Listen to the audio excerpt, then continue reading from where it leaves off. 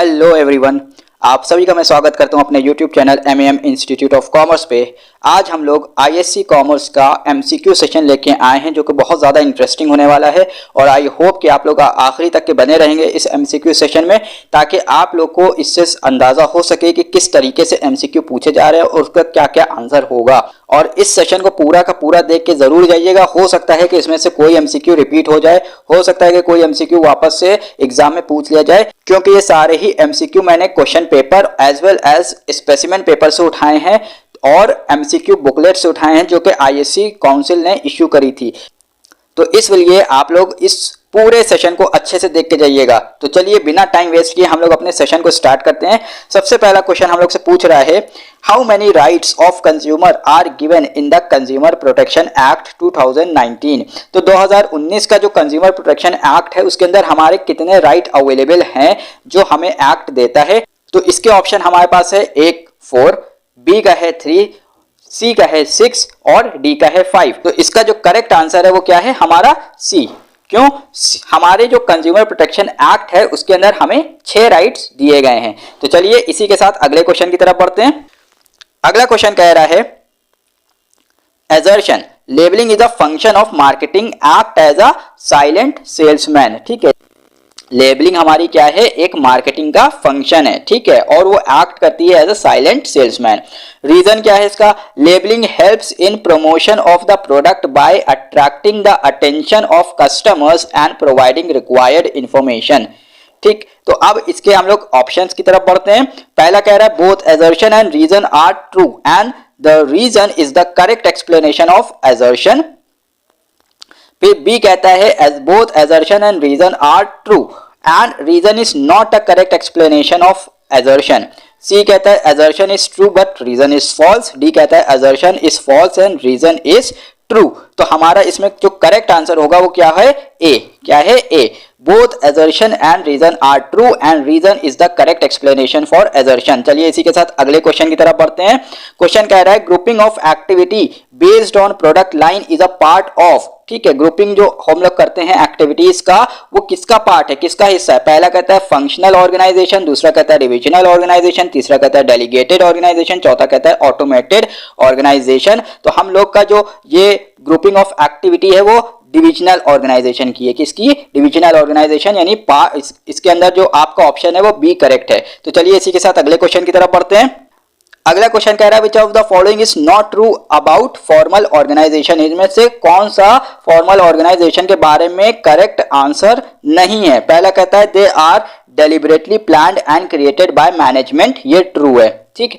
They are stable and predictable. फिर C कहता है, violation of rules in formal organisation में लीड टू पेनल्टीज। और डी कहता है, लीडर आर चूजन। तो इसका जो करेक्ट आंसर है वो हमारा डी है, leaders are chosen.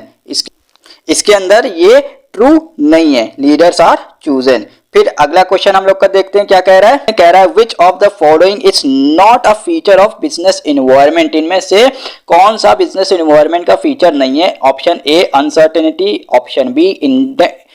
Option B interdependence, option C complexity, option D stability. तो इसका जो करेक्ट आंसर है वो क्या है, डी। क्यों, बिजनेस ऑर्गेनाइजेशन हमारा स्टेबल नहीं रहता है, जबकि यहाँ पे क्या कह रहा है, स्टेबिलिटी होती है। तो चलिए इसी के साथ अगले क्वेश्चन की तरफ बढ़ते हैं। अगला क्वेश्चन कह रहा है, under which environmental effect were IBM and coca cola force to leave India.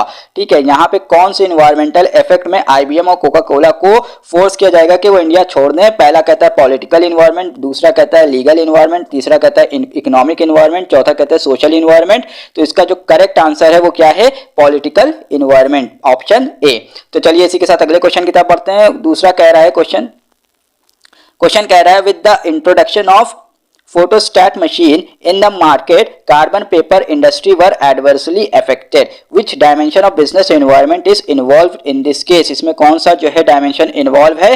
तो ऑप्शन है इकोनॉमिक, पॉलिटिकल, टेक्नोलॉजिकल और सोशल। तो इसका जो करेक्ट आंसर है वो क्या है, डी। क्या है, सी, टेक्नोलॉजिकल इन्वायरमेंट। तो चलिए इसी के साथ अगले क्वेश्चन की तरफ बढ़ते हैं। और क्वेश्चन कह रहा है, which of the following is an inherent limitation of firm. इसमें से कौन सी इनहेरेंट लिमिटेशन होती है फर्म की? पहला कहता है इंक्रीजिंग कंपटीशन, दूसरा कहता है पॉलिटिकल करप्शन, तीसरा कहता है इनएक्सपीरियंस्ड स्टाफ, चौथा कहता है चेंजेस इन फिस्कल पॉलिसी। तो इसका जो आंसर है वो क्या है? सी, इनएक्सपीरियंस्ड स्टाफ। चलिए इसी के साथ अगले क्वेश्चन की तरफ बढ़ते हैं।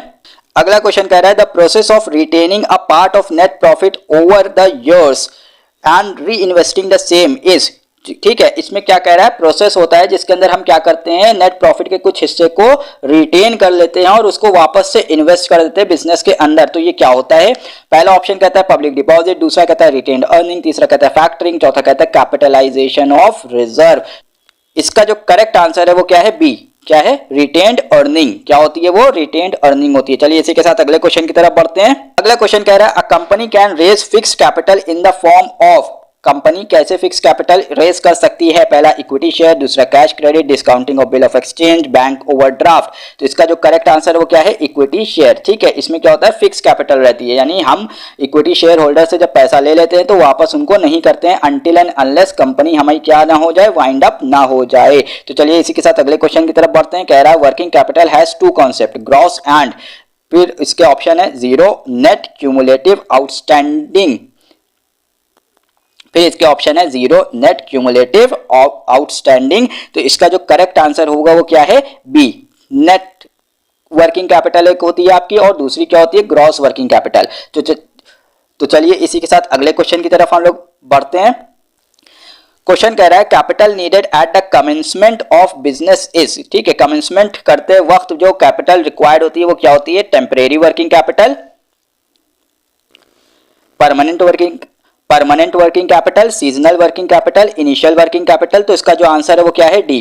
करेक्ट आंसर क्या है? D. Initial working capital required होती है at the time of commencement of business. फिर दूसरा क्वेश्चन कह रहा है the capital which changes its form is termed as. ठीक है, जो कैपिटल अपने फॉर्म को चेंज करती है उसको क्या कहा जाता है? Working capital, fix capital, seasonal capital या फिर स्पेशल कैपिटल। तो उसको क्या कहा जाता है? वर्किंग कैपिटल, यानी आपका option A is correct answer. फिर अगले क्वेश्चन की तरफ बढ़ते हैं। वो क्या कह रहा है?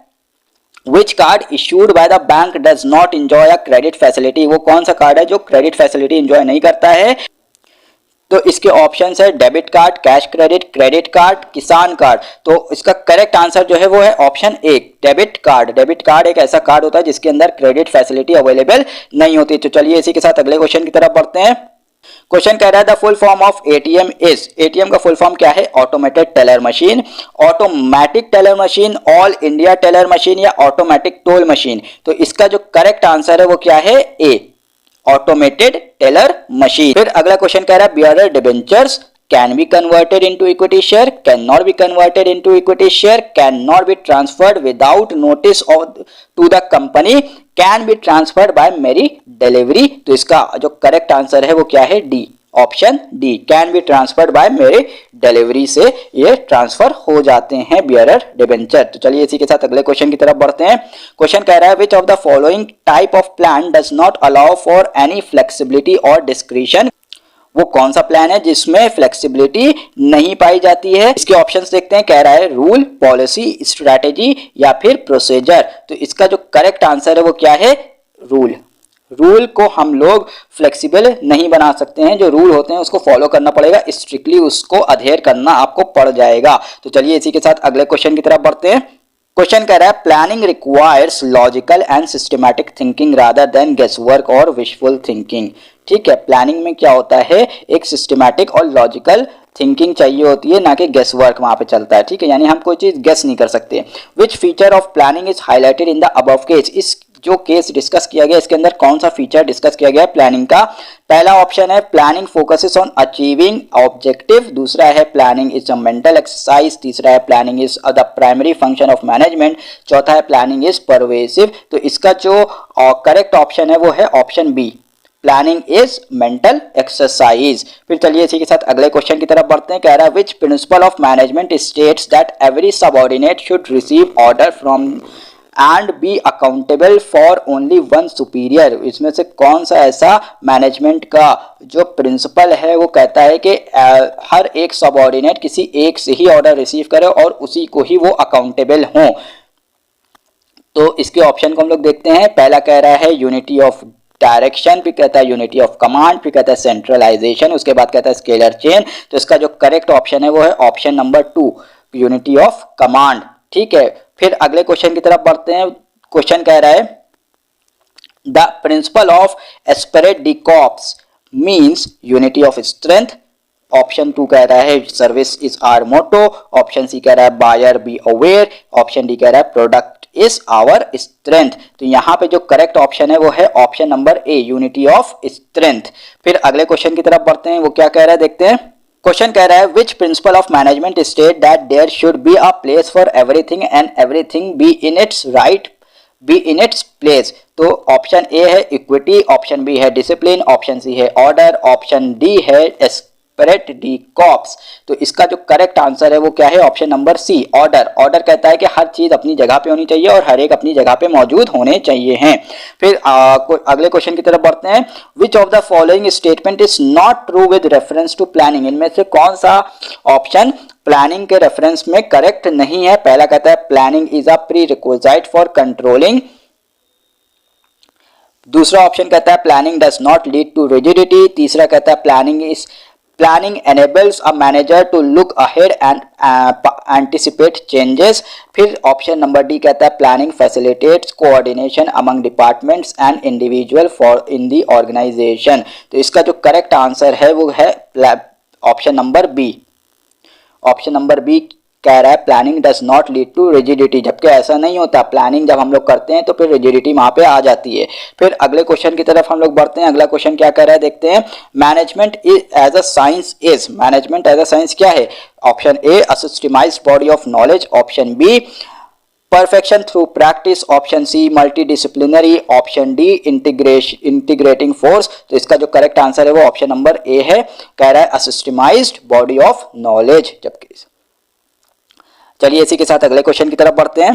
क्वेश्चन कह रहा है the following is not a type of plan. इसमें से कौन सा ऑप्शन जो है वो प्लान नहीं है। पहला कहता है पॉलिसी, दूसरा कहता है प्रोसीजर, तीसरा कहता है बजट, चौथा कहता है वैल्यू ऑफ एन ऑर्गेनाइजेशन। तो इसका जो करेक्ट आंसर है वो ऑप्शन नंबर डी है, वैल्यू ऑफ एन ऑर्गेनाइजेशन किसी भी टाइप का प्लान नहीं होता है। फिर अगला क्वेश्चन कहता है which environment prohibits the advertisement of alcoholic beverages. ठीक है, तो इसके जो ऑप्शंस हैं, पहला कहता है लीगल इन्वायरमेंट, दूसरा कहता है सोशल इन्वायरमेंट, तीसरा कहता है टेक्नोलॉजिकल इन्वायरमेंट, चौथा कहता है पॉलिटिकल इन्वायरमेंट। तो इसका जो करेक्ट आंसर है वो क्या है, ए, लीगल इन्वायरमेंट जो है प्रोहिबिट करता है अल्कोहलिक बेवरेजेस को एडवर्टाइज करने से। फिर अगला क्वेश्चन कह रहा है banking sector reform have led to better services. Banking sector में जब रिफॉर्म आए तो उससे क्या हुआ है, बेटर सर्विसेज हम लोग को मिलना शुरू हो गई है। This is an example of which type of component of business environment. ये बिजनेस एनवायरनमेंट के कौन से कंपोनेंट का एग्जाम्पल है। तो इसके ऑप्शन से पहला कहता है लीगल एनवायरनमेंट, दूसरा कहता है सोशल एनवायरनमेंट, तीसरा कहता है टेक्नोलॉजिकल एनवायरनमेंट, चौथा कहता है पॉलिटिकल एनवायरनमेंट। तो इसका जो करेक्ट आंसर है वो क्या है, लीगल एनवायरनमेंट, क्योंकि लीगली बहुत सारे चेंजेस है जिससे हमें रिफॉर्म देखने को मिला है। तो चलिए इसी के साथ अगले क्वेश्चन की तरफ बढ़ते हैं। अगला क्वेश्चन कह रहा है a large firm trading in biscuit will require, option A seasonal working capital, option B special working capital, option C large amount of working capital, option D small amount of working capital. इसका जो correct answer है वो option number C है, large amount of working capital will be required. ठीक, फिर अगले question की तरफ बढ़ते हैं। कह रहा है XYZ is a public limited company. XYZ क्या है, एक पब्लिक लिमिटेड कंपनी है। A manufacturing company was incorporated on 1st of April 2020। 1 अप्रैल 2020 को इसका क्या हुआ था, इनकॉर्पोरेशन हुआ था।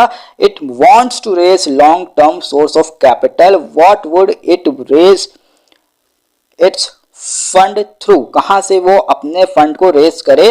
तो ऑप्शन ए है कैश क्रेडिट, ऑप्शन बी है discounting of bill of exchange, option C है बैंक ओवरड्राफ्ट, ऑप्शन डी है शेयर्स एंड डिबेंचर्स। तो long term source of finance चाहिए तो इसके लिए ऑप्शन डी करेक्ट होगा, शेयर्स एंड डिबेंचर्स से इनको पैसा उठाना चाहिए। तो चलिए इसी के साथ अगले क्वेश्चन की तरफ बढ़ते हैं। अगला क्वेश्चन क्या कह रहा है, a trader wants to make an electronic transfer of fund through NEFT, NEFT के थ्रू वो क्या करना चाह रहे हैं, जो है फंड को ट्रांसफर करना चाह रहे हैं। ही does not have a bank account, उनका बैंक अकाउंट नहीं है। What is the maximum amount he can transfer, कितना अमाउंट वो मैक्सिमम ट्रांसफर कर सकते हैं अगर उनका बैंक में अकाउंट नहीं है और वो नेफ्ट करना चाह रहे हैं। तो option A 55,000, option B 50,000, option C 45,000, option D 48,000। तो इसका जो करेक्ट आंसर है वो है ऑप्शन नंबर बी 50,000। तो चलिए इसी के साथ अगले क्वेश्चन की तरफ बढ़ते हैं। अगला क्वेश्चन कह रहा है financial planning helps to bridge the gap between, तो किसके बीच में ब्रिज की तरह एक काम करता है financial planning. Option A production and purchases, option D production and sales, option D C production and advertisement, option D production and financing. तो इसका जो करेक्ट आंसर है वो क्या है, option number D production and financing. अगला question कह रहा है which type of plan is offering 30% jobs to women in the organisation. Option A policy, option B rule, option C procedure, option D programme. तो इसका जो correct answer है वो क्या है, पॉलिसी। क्या है, पॉलिसी। इनकी पॉलिसी है कि ये 30% क्या करेंगे, वुमेन को ही ऑर्गेनाइजेशन में रिक्रूट करेंगे। ठीक है, तो चलिए इसी के साथ अगले क्वेश्चन की तरफ बढ़ते हैं। क्वेश्चन कह रहा है the principle through which Henry Fayol points out the danger and cost of unnecessary labour turnover is. पहला ऑप्शन है ऑर्डर, दूसरा ऑप्शन है स्टेबिलिटी ऑफ टेन्योर, तीसरा ऑप्शन है इक्विटी, चौथा ऑप्शन है रेम्यूनरेशन। तो इसका जो करेक्ट आंसर है वो क्या है, option number B stability of tenure. अगर स्टेबिलिटी नहीं पाई जाएगी तो लेबर टर्नओवर बहुत ज्यादा देखने को मिलेगा ऑर्गेनाइजेशन के अंदर। सर लेबर टर्नओवर क्या होता है, लेबर टर्नओवर का मतलब बस सिंपल सा ये समझ लीजिए कि ऑर्गेनाइजेशन से जब ज़्यादा से ज़्यादा लोग छोड़ के ऑर्गेनाइजेशन को जाना शुरू कर देंगे तो इसको क्या कहा जाता है कि लेबर टर्नओवर बहुत ज़्यादा बढ़ गया है, और अगर कम से कम लोग छोड़ के जाएंगे ऑर्गेनाइजेशन को तो फिर लेबर टर्नओवर हमारा कम हो गया है। ठीक है, तो चलिए अगले क्वेश्चन की तरफ बढ़ते हैं। अगला क्वेश्चन कह रहा है management of an organisation, management of an organisation strives to achieve different social objective. ठीक है, तो one of the social objective is, कौन सा सोशल ऑब्जेक्टिव इसमें से है एक, वो प्रॉफिट, दूसरा ऑप्शन है मॉडर्नाइजेशन, तीसरा है एक्सपेंशन, चौथा है पॉल्यूशन फ्री इन्वायरमेंट। तो इसका करेक्ट आंसर है पॉल्यूशन फ्री इन्वायरमेंट। सोसाइटी के लिए हम क्या कर रहे हैं, एक सोशल ऑब्जेक्टिव लेके चल रहे हैं कि हमारा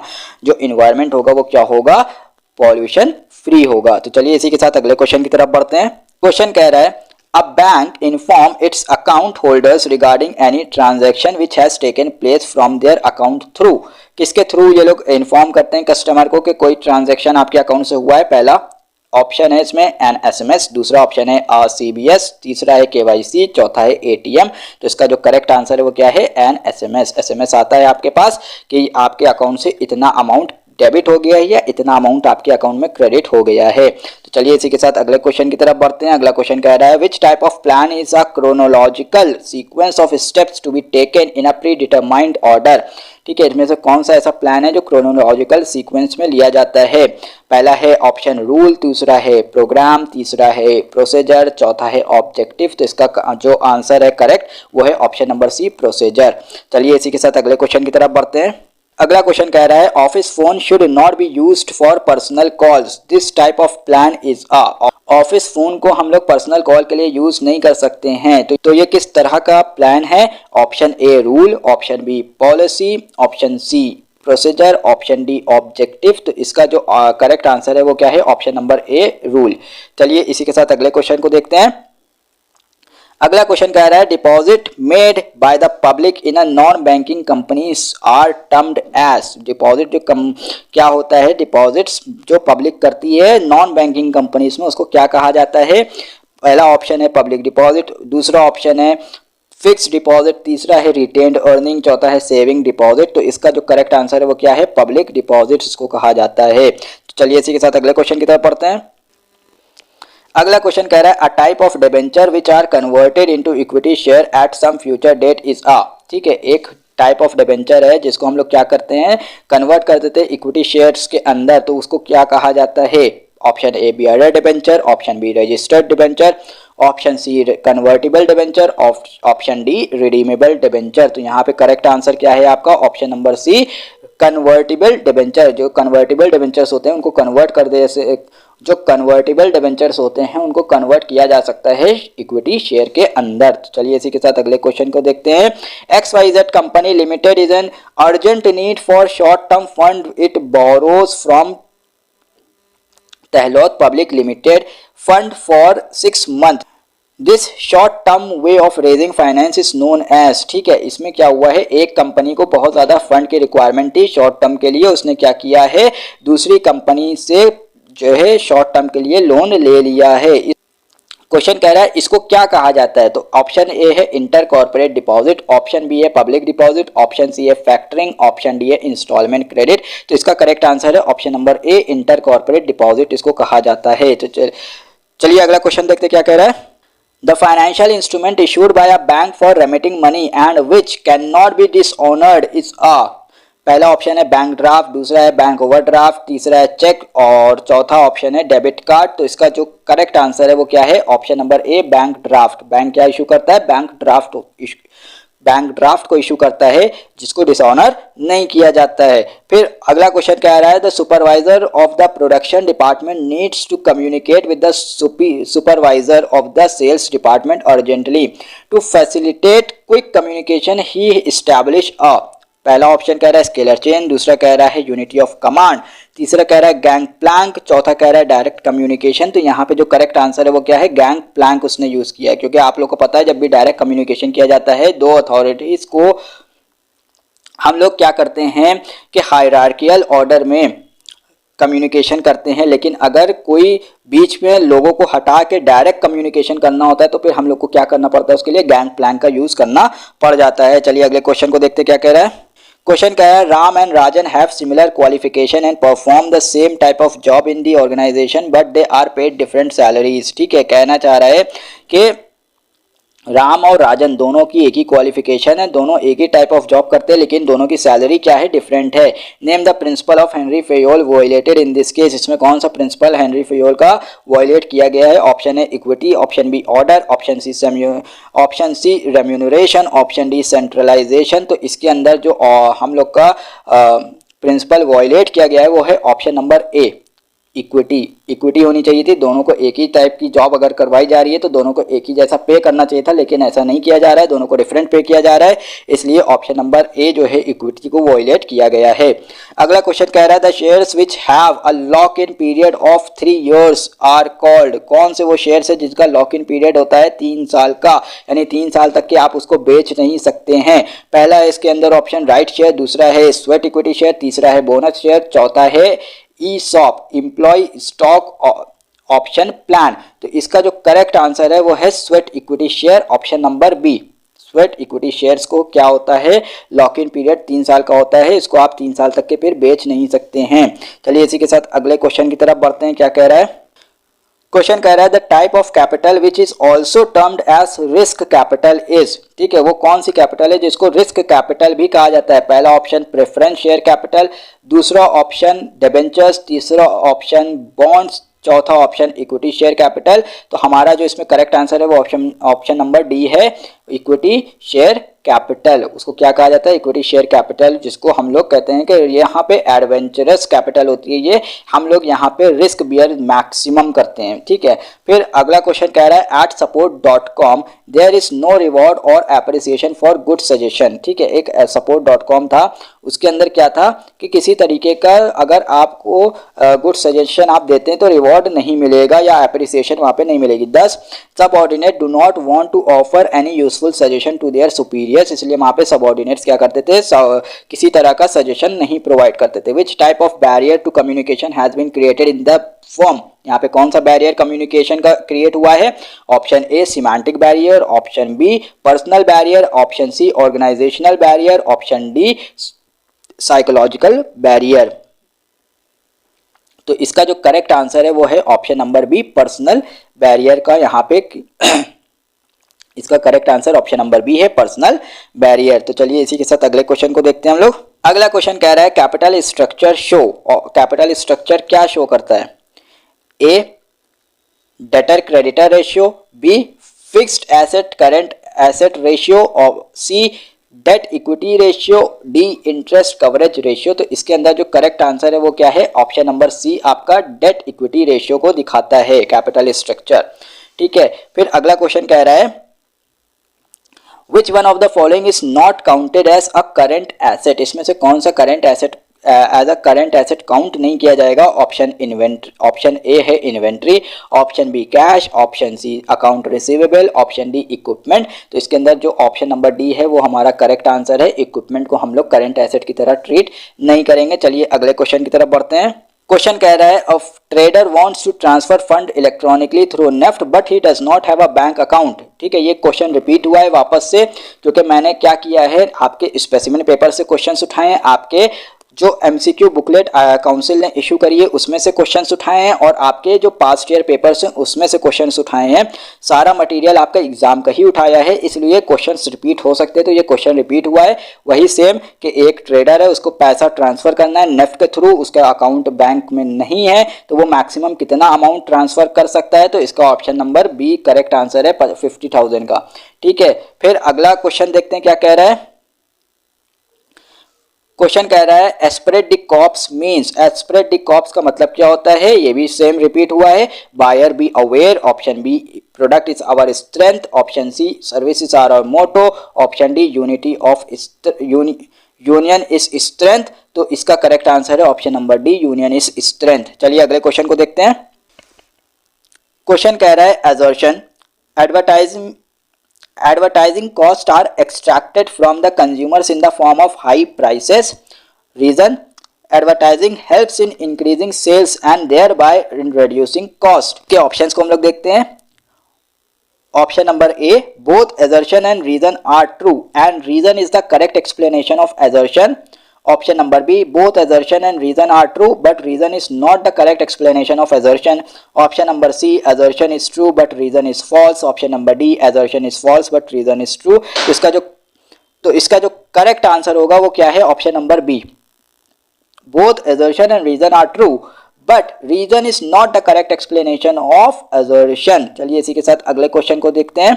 क्वेश्चन कह रहा है ABC company is hiring a new marketing manager. ठीक है, एबीसी कंपनी क्या कर रही है, न्यू मार्केटिंग मैनेजर्स को हायर कर रही है। After reviewing the applications and resumes the HR department shortlist 5 candidate who possess the required qualification and experience. What will be the next step in the selection procedure. अब यहाँ पे next step पूछ रहा है कि क्या होगा शॉर्टलिस्ट करने के बाद। पहला ऑप्शन है conducting a skill test of the shortlisted candidate। Option B कह रहा है checking the references provided by the shortlisted candidate. Option C कह रहा है conducting a background check on the shortlisted candidate. Option D कह रहा है conducting a panel interview with the shortlisted candidate. तो यहाँ पे जो होगा ऑप्शन नंबर ए करेक्ट होगा, conducting a skill test of the shortlisted candidate. पहले उनकी स्किल टेस्ट करी जाएगी। फिर अगला क्वेश्चन कह रहा है which of the following is an example of fair weather friend. ठीक है, यहाँ पे कौन सा बेस्ट एग्जाम्पल है फेयर वेदर फ्रेंड का। तो option A factoring, option B bank credit, option C trade credit, option D public deposit. तो इसका करेक्ट आंसर है public deposit, option number D. चलिए इसी के साथ अगले क्वेश्चन को देखते हैं। The companies act and SEBI guideline must be observe while raising fund from the public। Identify the factor of capital structure being referred to in this case। तो इसके ऑप्शंस क्या हैं, पहले हम लोग देखते हैं। Option A cost of financing, option B cash flow position, option C statutory requirement, option D capital market condition. तो यहाँ पे जो करेक्ट आंसर है वो स्टैट्यूटरी रिक्वायरमेंट है, option number C correct answer होगा यहाँ पे। ठीक है, चलिए अगला क्वेश्चन देखते हैं क्या कह रहा है। Which of the following statement is correct about IMPS। इसमें से कौन सा स्टेटमेंट करेक्ट है IMPS के रिगार्डिंग। पहला कहता है option it allows instant money transfer only between bank account of the same bank. फिर दूसरा कहता है it supports both mobile and internet based money transfer. तीसरा कहता है it is exclusively available for international money transfer. चौथा कहता है money can only B initiated during banking hour. तो इसका जो करेक्ट आंसर है वो क्या है, B, option number B, it supports both mobile and internet based money transfer. चलिए अगले क्वेश्चन को देखते हैं। क्वेश्चन कह रहा है science not rule of thumb is a basic principle of F.W. Taylor's theory which states that. अब इसके अंदर पूछ रहा है कि science not rule of thumb, ये बेसिक प्रिंसिपल है F.W. टेलर की थ्योरी का। अब इसका मतलब क्या है? Option A, there should be healthy cooperation between employer and employees. Option B, there should be a separation of planning from operational work. Option number C, every job should be based on scientific study and analysis. Option number D, working condition must be standardised. तो इसका correct answer option number C है, every job should be based on scientific study and analysis. चलिए अगला question देखते हैं क्या कह रहा है। Has the increasing concern for the environment and sustainability affected the consumer behaviour and trend. Option A इसका कह रहा है it has led to rise in demand for eco friendly product. Option B कह रहा है consumers have becomes insensitive towards environment. Option number C कह रहा है it has led to decrease in the popularity of organic product. Option D कह रहा है it has reduced corporate social responsibility. तो इसका जो करेक्ट आंसर है वो क्या है? Option number A, it has led to rise in demand for eco friendly product. क्योंकि इन्वायरमेंट को बचाना है इसलिए इको फ्रेंडली प्रोडक्ट को ही लोग पसंद कर रहे हैं कि वही हम लोग परचेज करेंगे। चलिए अगले क्वेश्चन को देखते हैं क्या कह रहा है। कह रहा है assertion publicity is a very powerful tool of communication as it can make or ruin the image of a product. इसका reason, consumers perceive the medium carrying news about the product as credible. अब इसके option कहता है both assertion and reason are true and reason is the correct explanation of assertion. Option B कहता है both assertion and reason are true but reason is not correct explanation of assertion. Option C कहता है assertion is true but reason is false. Option D कहता है assertion is false but reason is true. तो इसका जो correct answer है वो क्या है? ए, both assertion and reason are true and reason is the correct explanation of assertion. चलिए अगले क्वेश्चन को देखते हैं। A company is facing liquidity crunch, hence offers relatively higher interest rate for upfront borrowing in comparison to commercial bank. Which source of short-term finance would be suitable of in the above case? तो इसमें कौन सा short-term finance suitable होगा? पहला कहता है option factoring, दूसरा option कहता है कंज्यूमर एडवांसेस, तीसरा कहता है पब्लिक डिपॉजिट, चौथा कहता है इंस्टॉलमेंट क्रेडिट। तो इसका आंसर जो करेक्ट होगा वो है option number C, public deposit. चलिए अगले क्वेश्चन को देखते हैं। अगला क्वेश्चन कह रहा है the supreme court clarified that its fire cracker restrictions are applicable not only to Delhi NCR but to all states. It directed state governments to control air and noise pollution, addressing petitions seeking a nationwide ban on the sale and use of firecrackers. The court emphasized the importance of raising awareness and noted its previous orders must be implemented. ये economic times newspaper से cutting उठाई गई है आपकी, ठीक है। तो अब कह रहा है how does the decision of supreme court affect the business. इस डिसीजन से सुप्रीम कोर्ट के बिजनेस पे कैसा इफेक्ट देखने को मिलेगा? P, changes in preference of people affect consumer spending. Q, political changes influence the decision of business. R, judicial decisions impact business.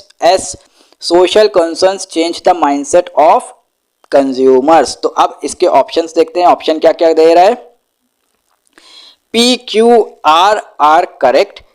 Option B कह रहा है P R S are correct. Option C कह रहा है Q R S are correct. Option D कह रहा है P Q S are correct. तो इसमें से करेक्ट ऑप्शन क्या है? ऑप्शन नंबर बी आपका करेक्ट है, P R S are correct. चलिए अगले क्वेश्चन को हम लोग देखते हैं। क्वेश्चन कह रहा है which of the following is a disadvantage of E banking. इसमें से कौन सा डिसएडवांटेज है ई बैंकिंग का? तो इसके ऑप्शंस हैं।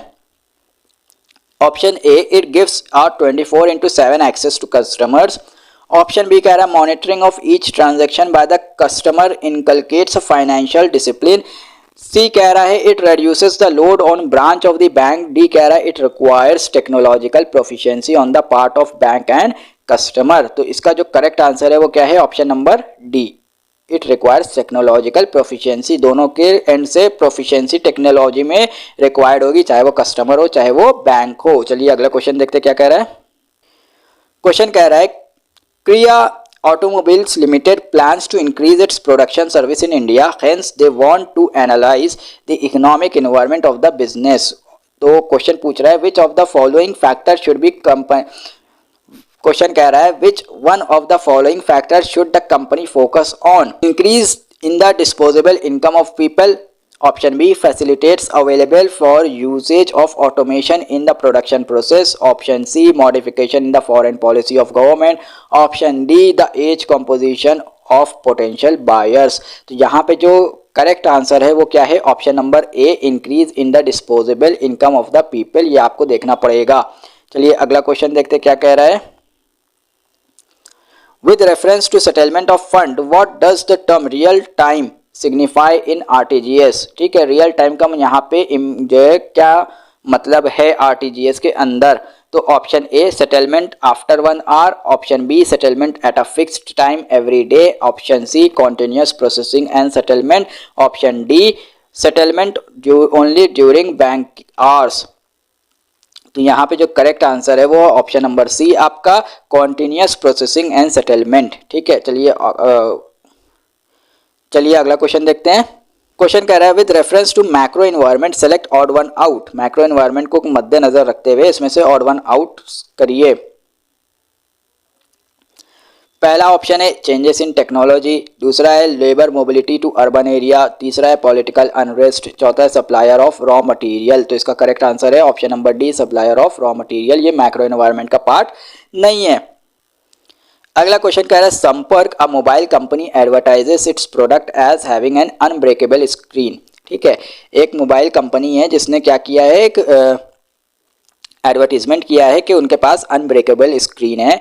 A customer bias it but the screen cracks after a minor fall. ठीक है, कस्टमर ने परचेज तो किया लेकिन उसको गिरते ही वो क्या हो गया, उसकी स्क्रीन जो है टूट गई. He request a replacement but the company refuses it, saying that the advertisement was only for marketing. Company ने क्या किया है, उसको कह दिया कि हमने तो मार्केटिंग के लिए बस ये एडवर्टीजमेंट करी थी.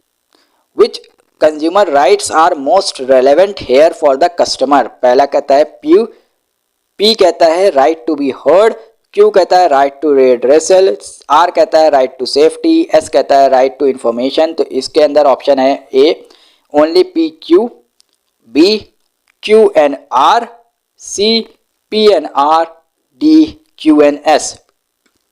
तो इसका जो करेक्ट आंसर है वो क्या है, option number D, Q and S. Q कह रहा है राइट टू रेड्रेसल और S कह रहा है राइट टू इंफॉर्मेशन. अगला क्वेश्चन कह रहा है Shine limited is a company that encourages open communication, team work among its employ and reward them for innovative initiatives. This lead to employee satisfaction, which in turn increases their productivity. Which internal factor of microenvironment is clearly responsible for this outcome? तो इसके अंदर option दिए हुए हैं आपको. A, company's financial position, B, corporate culture, C, marketing strategies, D, government regulations. तो इसका correct answer जो है वो है option number B, corporate culture. अगला क्वेश्चन कह रहा है to boost employees performance, a manager star employee of the month award to reward top achievers in the organization. This result in increase in the effort by employees and improves productivity. अब कह रहा है choose the correct function of management and its corresponding element that the above situation refers to. A, planning supervision, B, directing motivation, C, organising communication, D, controlling leadership. तो यहाँ पे जो correct answer है वो है ऑप्शन नंबर बी आपका, directing and motivation. चलिए अगला क्वेश्चन देखते हैं. कह रहा है Sunrise enterprise is a large company that groups its operation into separate product divisions like electronics, clothing, furniture. Each division has its own marketing, finance and HR departments. Within the electronic division, a group of employees from different departments regularly interact during breaks and helps each other with work-related advice. What type of organization and organizational structure are represented here? तो option number A कहता है informal organisation divisional structure, option B कहता है formal organisation divisional structure, option C कहता है formal organisation functional structure, option D कहता है informal organisation functional structure. तो इसका जो करेक्ट आंसर है वो है option number A informal organisation divisional structure. चलिए अगला क्वेश्चन देखते हैं क्या कह रहा है। क्वेश्चन कह रहा है given below are two statements marked as assertion and reason. Read the statements carefully and choose the correct option. Assertion: profit through customer satisfaction is one of the primary aim of marketing. Reason: marketing begins after production and does not end with sale. तो option ए कह रहा है both assertion and reason are true and reason is the correct explanation for assertion. Option B कह रहा है both assertion and reason are true but reason is not the correct explanation for assertion. Option number C कह रहा है assertion is true but reason is false. Option D कह रहा है both assertion and reason are false. तो इसका जो correct answer है वो है option number C assertion is true and reason is false. Question कह रहा है the type of plan considered as a guide to decision making in repetitive situation is called. Bar bar repetitive situations आती हैं तो as a guide कौन सा plan जो है कंसिडर किया जाता है। पहला कहता है पॉलिसी, दूसरा कहता है रूल, तीसरा कहता है प्रोग्राम, चौथा कहता है स्ट्रैटेजी। तो इसका जो करेक्ट आंसर है वो क्या है पॉलिसी, ऑप्शन नंबर ए। अगला क्वेश्चन कह रहा है ABC company plans to capitalise its undistributed profit. Which one of the following shares will the company issue to its existing shareholder? इसमें से कौन सा शेयर इशू करे अगर वो कैपिटलाइज करे अपने प्रॉफिट को। ऑप्शन ए है राइट शेयर, ऑप्शन बी है ईसॉप, ऑप्शन सी है sweat equity share, option D है बोनस शेयर। तो इसका ऑप्शन डी वाला करेक्ट है, बोनस शेयर। अगला क्वेश्चन कह रहा है when XYZ company acquired a toy manufacturing company it paid a large amount for the goodwill, which source of fund of XYZ company was impacted? तो option A fix capital, option B special working capital, option C circulating capital, option D gross working capital. तो इसका जो correct answer है वो क्या है option number A fix capital पे impact देखने को मिला। अगला क्वेश्चन कह रहा है Rita wants to transfer her first salary to her mother's bank account through RTGS. What is the minimum amount that she can transfer through RTGS? कह रहा है RTGS के थ्रू मिनिमम अमाउंट क्या है जो हम लोग ट्रांसफर कर सकते हैं। तो option A 50,000, option B 1 lakh, option C 2 lakh, option D 20,000। तो इसका जो करेक्ट आंसर है वो क्या है option number C 2 lakh. Minimum कितना आप ट्रांसफर कर सकते हैं 2 लाख। अगला क्वेश्चन कह रहा है which of the following is not a component of legal environment? इसमें से कौन सा लीगल इन्वायरमेंट का कंपोनेंट नहीं है। Option A act pass by the government, option B political stability in the country, option C decision taken by the various commissions, option D verdict given by the court. तो इसके अंदर जो correct answer है वो है option number B political stability in the country. अगला question कह रहा है The changes in the technology and taste and preference of consumers cannot be predicted. Which feature of business environment is highlighted here? तो option number ए कह रहा है non controllable, option B कह रहा है general and specific forces, option C कह रहा है इंटर रिलेटेडनेस, ऑप्शन डी कह रहा है अनसर्टेनिटी। तो इसका जो करेक्ट आंसर है वो क्या है option number D uncertainty. Question कह रहा है assertion marketing and selling are not synonymous with each other. Reason selling is narrow scope whereas marketing is wide. तो इसका जो ऑप्शन नंबर ए है कह रहा है both assertion and reason are true and reason is the correct explanation for assertion. Option B कह रहा है both assertion and reason are true but reason is not the correct explanation for assertion. Option C कह रहा है assertion is true reason is false, option D कह रहा है both assertion and reason are false. तो इसका correct answer जो है वो ऑप्शन नंबर ए है both assertion and reason are true and reason is the correct explanation for assertion. अगला क्वेश्चन कह रहा है best pest control services have 75 technicians who are expert in pest control. The management decides to train these technicians again in order to keep pace with the growing technological changes and improve the pest control technique.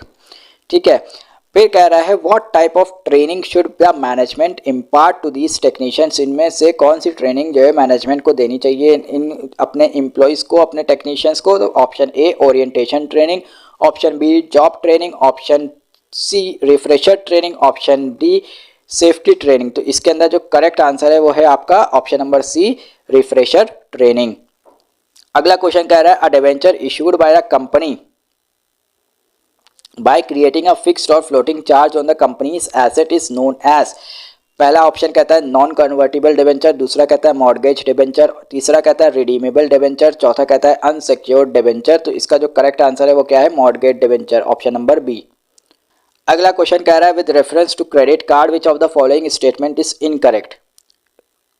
Credit card को अगर हम refer करें तो उसमें से कौन सा statement incorrect है।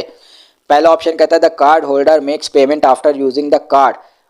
ऑप्शन बी कह रहा है some incentive gifts are made available to the card holder. Option C कह रहा है the card holder has to deposit some money in advance with the issuer bank. Option D कह रहा है in certain cases the card holder has to pay an annual fee for the credit card. तो इसका जो correct answer है वो है option number सी, क्योंकि क्रेडिट कार्ड के अंदर आपको कोई भी अमाउंट पहले से सबमिट नहीं करना पड़ेगा बैंक के अंदर। अगला क्वेश्चन कह रहा है business firm should have extra fund to meet the future emergencies, identify the type of working capital indicated here. तो यहाँ पे ऑप्शन नंबर ए है स्पेशल, ऑप्शन नंबर बी है सीजनल, ऑप्शन नंबर थ्री है C है, option number C है initial, option number D है regular. तो इसका करेक्ट आंसर है स्पेशल वर्किंग कैपिटल। अगला क्वेश्चन कह रहा है principles of management are not as accurate as principle of science because. पहला ऑप्शन कहता है they are absolute, option B कह रहा है they deal with the human behaviour which is unpredictable, option C कह रहा है they are rigid, option D कह रहा है they are not universally accepted. तो इसका जो करेक्ट आंसर है वो है option number B, they deal with human behaviour which is unpredictable. अगला क्वेश्चन कह रहा है N awareness of business environment enables an enterprise to take advantage of early opportunities instead of losing them to competitors. तो इसका जो option है Which benefit of understanding the business environment is highlighted in the above statement। इसके जो options है पहला कहता है option number A customer focus, option B early warning signals,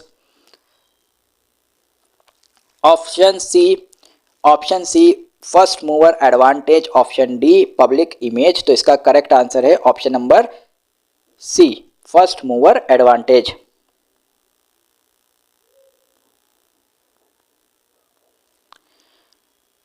अगला क्वेश्चन कह रहा है assertion services can not be standardised, reason services are homogeneous in nature. तो इसके ऑप्शंस है option number A both assertion and reason are true and reason is the correct explanation for assertion. Option B कह रहा है both assertion and reason are true but reason is not the correct explanation for assertion. Option number C कह रहा है assertion is true but reason is false. Option D कह रहा है both assertion and reason are false. तो इसका correct answer जो है वो है आपका option number C, assertion is true and reason is false. अगला क्वेश्चन कह रहा है इन recent year the street vendors have begun to accept UPI as a mode of payment, the feature of business environment is indicated here is. Option number A inter relatedness, option number B relativity, option number C diversity, option number D dynamism. तो इसका correct answer option number D है dynamism. अगला question कह रहा है Paryavaran limited focuses on sustainable development by following a zero waste policy, which internal factor of micro environment is referred to here. तो पहला option है mission and objective, option number B है human resources, option number C है power structure, option number D है customer focus. तो इसका जो correct answer है वो है option number A mission and objective. अगला क्वेश्चन कह रहा है assertion marketing aims to earn profit through customer satisfaction, reason marketing begins before production of goods and and with cell.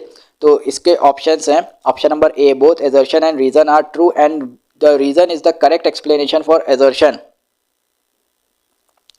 Option B कह रहा है both assertion and reason are true but reason is not the correct explanation for assertion. फिर option number C कह रहा है assertion is true and reason is false. Option number D कह रहा है both assertion and reason are false. तो इसका correct answer है option number C assertion is true and reason is false. अगला क्वेश्चन कह रहा है due to the ongoing festival season Arna Food Limited is experiencing a shortage of manpower in one of its outlet. To overcome this shortage, one of the manager proposes implementing horizontal mobility of employees within the company.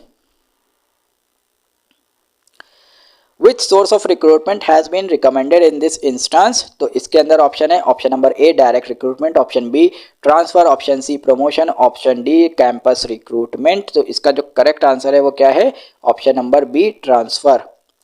फिर अगला question कह रहा है the use of borrowed fund to increase the earning of equity shareholder is known as. पहला option capital structure, दूसरा earning per share, option number C reason, option number C return on investment, option number D trading on equity. तो इसका correct answer है option number D trading on equity. Assertion motivation may be positive और negative.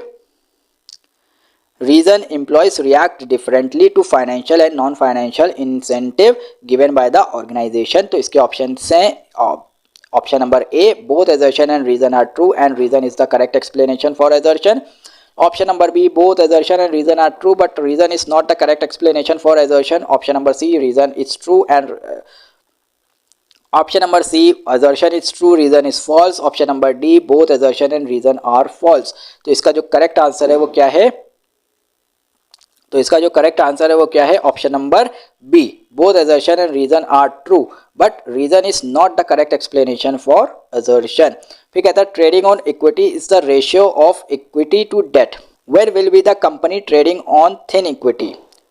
तो option number A when the proportion of debt is high, option number B the proportion when the proportion of debt is low, option number C when the proportion of equity is high, option number D when the proportion of equity is low. तो इसका correct answer जो है वो है option number A when the proportion of debt is high, when the proportion of debt is high. अगला कह रहा है to which of the following options the right of preemptive is available. पहला option कहता है डिबेंचर होल्डर्स, ऑप्शन बी कहता है financial institution, option C कहता है existing share holders, option D कहता है ट्रेड डेटर्स। तो इसका करेक्ट आंसर है option number C existing share holders. अगला कह रहा है the preference shares on which the holders are entitled to participate in the residual profits of the company in addition to their normal rate of dividend. Select from the following the appropriate preference shares. तो option A redeemable preference share, option B participating preference shares, option number C cumulative preference shares, option number D convertible preference shares. तो इसका correct answer है option number B participating preference shares. अगला कह रहा है the turnover of the product has increase as it is of a superior quality, which of the following reflects the firm's aspect. तो option number A strength, option number B weakness, option number C opportunity, option number D threat. तो इसका जो correct answer है वो है option number A strength. अगला question कह रहा है management draws knowledge from various fields such as economics, sociology, psychology, etc. It applies this knowledge to secure the desired result. Identify the management features highlighted in the above sentence. तो option number A distinct entity, option number B integrating force, option number C multidisciplinary और option number D universal. तो इसका जो correct answer है वो है option number C multidisciplinary. अगला कह रहा है which of the statement given below best describe management as a discipline. Option number A, it is a systemized body of knowledge. Option number B, it means obedience to rules in the organization. Option number C, it means an order in the organization. Option number D, it refers to equity in the organization. तो इसका जो correct answer है वो है option number A, it is a systemized body of knowledge. अगला question कह रहा है in a multinational corporation, the finance manager pays more attention to an increase of 3% in the marketing cost as compared to 15% increase in the courier expense. Identify the concept being used by the manager. Option number A management by exception, option number B critical point control, option number 3 corrective action, option number D span of control. तो इसका जो correct answer है वो critical point, इसका जो correct answer है option number B critical point control. अगला कह रहा है miners must learn emergency evacuation procedures, equipment handling and hazard mitigation. Identify the type of training which should be given to miners. Option number A safety training, option B job training, option C refresher training, option D remedial training. तो इसका जो correct answer है वो है option number A safety training. अगला कह रहा है the hospital purchase new equipment and machinery for its intensive care unit. What type of training must be given to the nursing staff. Option A safety training, option B job training, option C refresher training, option D remedial training. तो इसका correct answer है refresher training, option number सी।